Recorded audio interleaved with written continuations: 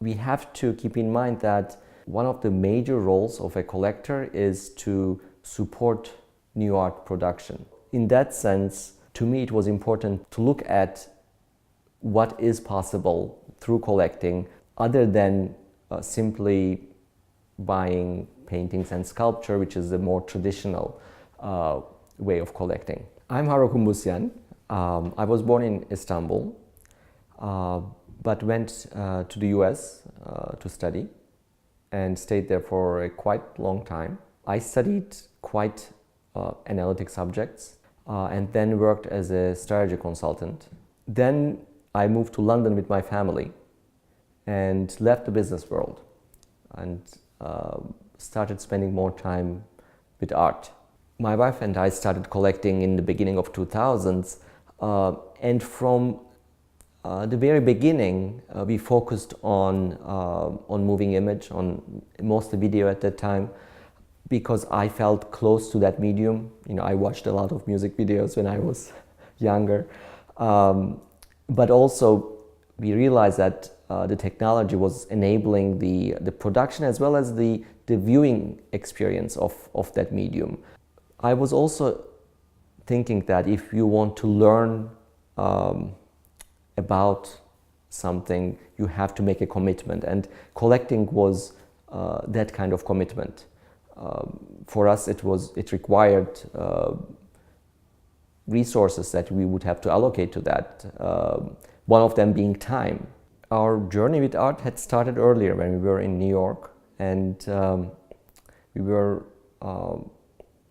part of museum groups, and they used to take us to private collections. And to me, that was an amazing education. It was a real privilege to have access to those private collections as a collector, in terms of learning the ropes. That was missing in a lot of the other parts of the world for various reasons. Istanbul was quite fortunate that it had several families who had been collecting for a long time, but still it's a handful. We thought that it would be a nice addition to be able to simulate those private collection visits, so that many more people could get those reference points. So that's why we started Collector Space, and I did it with a curator colleague of mine, Özge Ersoy, who has come to residency at Delfina a while back. So Collector Space has this tiny space in Istanbul, right at the edge of Taksim Square. The space itself is very small, but it has a pretty wide audience because a lot of people pass by in front of it, and it has glass walls. And we wanted to use that privileged location in a way to put art in a public space.